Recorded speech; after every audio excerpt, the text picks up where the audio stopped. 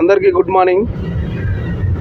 Hello అండి, అందరికీ good morning. నేను Suman, registered hydrogeologist, Telangana state. ఈరోజు అర్థాల్ దగ్గరలో అరవై వెళ్తున్నాము. వెళ్తున్నప్పుడు వాటి మధ్య ఒక వీడియో తీయాలనిపించింది మీకోసం. గుడ్ మార్నింగ్ అందరికీ. Good morning. Hi, good morning. మా టీంతోని గ్రౌండ్ వాటర్ సర్వే చేయడం కోసం వెళ్తున్నాం. మా టెక్నికల్ అసిస్టెంట్ కూడా మిస్టర్ అనిల్ అన్నా డౌట్ ఉందంట. అది రైతులందరికీ ఉపయోగపడేది, చాలామందికి జియాలజీ తెలుసుకోవాలన్న కుతూహలం ఉంటుంది. ఈ ప్రశ్న గురించి తెలుసుకున్న తర్వాత మీకు కూడా చాలా హ్యాపీగా అనిపిస్తుంది. ప్రశ్న చిన్నదే కానీ, ఇప్పుడు మొన్న మయన్మార్లో భూకంపం వచ్చింది కన్నా. అవును, మయన్మార్లో భూకంపం వచ్చి బాగా ఇబ్బంది అయింది, కూలిపోయింది కదా. దాన్ని 7.7 రిక్టర్ స్కేలు అని కొలిసి ఇట్లా అవుతుంది అట్లా అవుతుంది అని చెప్తారు కదా. అసలు రిక్టర్ స్కేల్ అంటే ఏంది? ఈ 7.7 నువ్వు ఎట్లా క్యాలిక్యులేట్ చేసి చెప్పగలుగుతావు? అది నువ్వు జనాలకు ఒకసారి మనం చెప్పాలన్నా. రైతులందరికీ నమస్తే. నేను మీ సుమన్, రిజిస్టర్డ్ హైడ్రోజియాలజిస్ట్, తెలుసు కదా.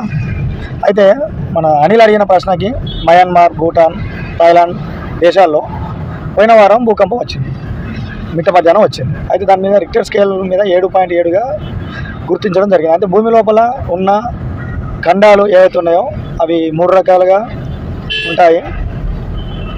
3 రకాలు అంటే ఒకదానికొకటి రాసుకోవడం, ఒకదానికొకటి దూరం కావడం, ఒకదానికొకటి గుద్దుకోవడం. ఈ క్రస్టల్ ప్లేట్స్ అనేవి భూమి కింద ఆస్టినోస్ఫియర్ అనే ఒక లేయర్లో, ఒక ద్రవం లాంటి మెటీరియల్లో తేలియాడుతూ ఉంటాయి. అవి ఏంటంటే కన్స్ట్రక్టివ్ ప్లేట్స్ అంటాం, డిస్ట్రక్టివ్ ప్లేట్స్ అంటాం, అండ్ ట్రాన్స్ఫార్మ్ ఫాల్స్ అని అంటాం. ఈ ఏదైతే 2 ప్లేట్స్, ఖండాల ప్లేట్స్ ఉన్నాయో ఒకదానికొకటి దూరంగా పోయినప్పుడు భూకంపాలు ఏర్పడతాయి, ఒకదానికొకటి గుద్దుకున్నప్పుడు ఏర్పడతాయి.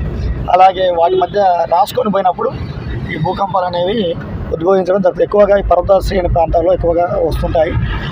అయితే వీటి తీవ్రత, ఇప్పుడు మనం డాక్టర్ దగ్గర పోయినప్పుడు సార్ ఎంత జ్వరం ఉందని చెప్పి థర్మామీటర్తోని టెంపరేచర్, మన బాడీ టెంపరేచర్ 98 degrees Fahrenheit ఎలా చెప్తామో, అలాగే భూకంప తీవ్రత, ఇవి కదిలినప్పుడు భూమి లోపల ఎంత లోతులో ఈ కదిలినాయి, చలనం ఎక్కడ వచ్చింది అని తెలపడం కోసం సీస్మోగ్రాఫ్స్ అనే ఒక పరికరాలని అమర్చడం జరుగుతుంది.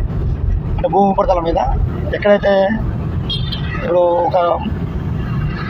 ఉదాహరణకి ఇక్కడ NGRA ఉంది, national geographical research institute, ABS కూడా తార్నాకలో ఉంది కదా హైదరాబాద్లో. అక్కడ భూకంప కేంద్రం అంటే ఎంత లోతులో ప్లేట్లు కదిలాయి అనే విషయం తెలపడం కోసం ఒక 1 to 10 వరకు రీడింగ్ చూపిస్తారు. అందులో 7.7